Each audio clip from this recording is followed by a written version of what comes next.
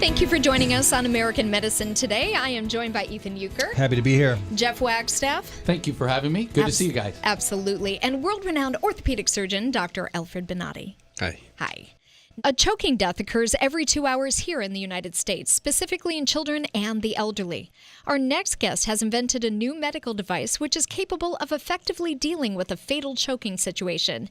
He is Alan Carver, and his device is called the Dechoker. Thanks for being here, Alan. Thank you for having me. Absolutely. I put in the intro that Kimberly just read that it's a new device. Technically not new. You started the company, I believe, in 2011, but you've had to go through a lot of steps to get FDA regulation and all this other stuff. But take us back to 2009. You were basically taking a medical training class when you had sort of an epiphany about choking. Yes, I was in C school, and we were doing our meds, and the Heimlich maneuver came up, and that's the only option that we had in the event we were offshore, because helicopters only fly 150 miles, and you had to resort to a cruiser. And we decided that we had to have an alternative to the Heimlich maneuver, and this is the first time that we've had anything on the market that is an alternative to the Heimlich maneuver. What I read about your bio, you were in this training, and they basically said there's the Heimlich maneuver or a tracheotomy, and you thought, wow, there's got to be a better way. So you designed this Dechoker. What was that process like coming up with the design, and how long did it take? Well, it looked a lot different than it does today, because what happened is we had the concept and the idea. It's through a lot of consultants and going through the process and cadaver studies and pressures, and we ended up with this device, which is a very simple manual device. It's a very special device. It's designed to work only in this scenario. It won't work outside of this environment at all. What was great about it is the suction it gets on it. It is so effective. So what happens is you actually put the tube into your mouth. It allows, the tube keeps from sucking the tissue up and blocking the airflow from obstructing the object out of your throat. We don't do anything to your lungs because your body protects itself, and we've learned this through cadaver studies that don't do as well as they do on a live subject. So what happens is you only have the air that's behind the object, which on the trachea is about 3 inches of air, so that volume of air. So what we do when we pull on this unit and we suck it up, we actually move around the object, and that little bit of air that's left, this protect itself, is all that you have to work with, and that little bit of air is like a river, and whatever object is there, it actually moves that object up and dislodges it from the blocking the lungs so that you can breathe again. Just that scientific. You have a device that is 12 inches, and when I'm imagining right now a patient that we put the tube in anesthesia, you need to really look, and you need to locate the trachea.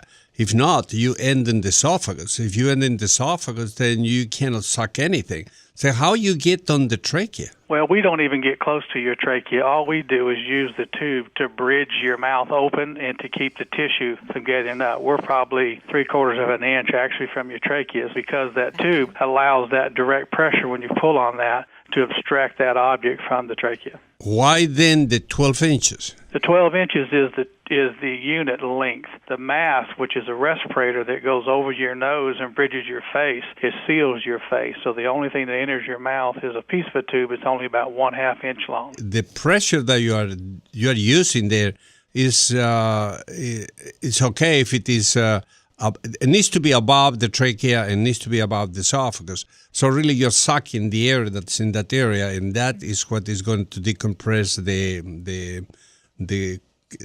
collapse or the blocking on the trachea, correct? When you put the respirator over your face and you seal your nasal cavity off for 3 seconds, yes. When you pull that, the most you can pull it is about 3 to 4 inches, because the only air you have is in the crown of the mask that's in your nasal cavity, in your mouth, and what's behind the trachea. So your first pull that moves at about 3 inches is only got the air that's in those cavities. Once that air is gone, the only air left is what's behind the object, and that all happens in the same event, and it's only about 3 or 4 inches. So if you pull the Dechoker's handle more than one time, then you haven't got a seal. So the only way it works if you have a face seal, and then it's about a 1, 2, 3, and that's the way it works. If you see the videos, this thing is amazing. Yeah, and How obviously quickly. it's only like a one-way valve, right? Because once you pull it, if you push it back down and pull it again, you're not pushing air back down into the lungs. No, it has a backflow valve. You can only suck the air out. All the other air exits out of an exit valve, which is on the outside of the cylinder. This thing is being used in 43 states right now, one of the largest nursing home facilities out there called ResCare. Just since May, since they brought our product in, they have saved 6 lives that they could not save with the Heimlich or anything else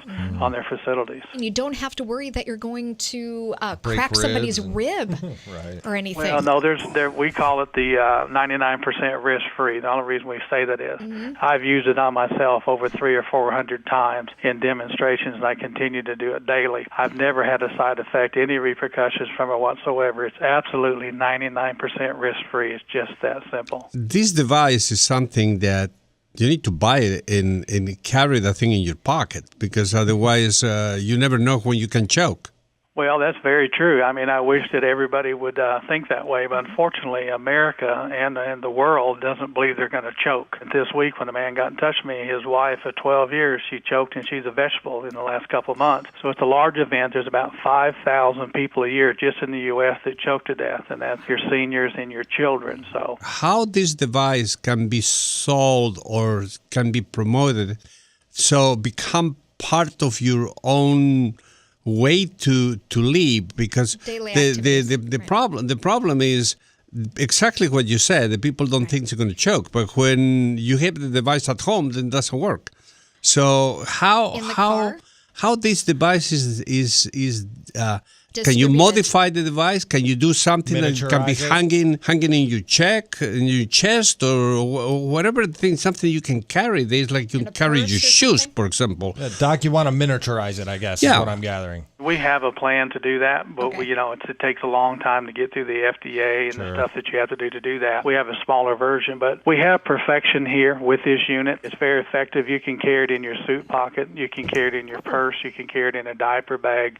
So you have options. And there are people that carry it to dinner with them every day that have swallowing disorders because they're directly affected by this. You can still carry it with you if you need to daily. There's a way to do that. We have little pouches that you can carry it in. On our site, we have first aid kits that are made for commercial use where Dechoker's in them. So we have options out there for the Dechoker to be in the mainstream public. I think this device should be in every restaurant. It should be everywhere. Classrooms, ambulances. We're close. We're getting the lives saved. We're proving our way. We're getting the recognition. We just been picked up by Henry Schein Corporation, so it's going to be going out to some of the major distributors in the U.S. We're starting to get the credibility and the recognition. This will eradicate choking forever. There will never be a need to choke to death. This is a life-changing product. It's amazing because one of the major problems that happen with the population over 65, they have some type of a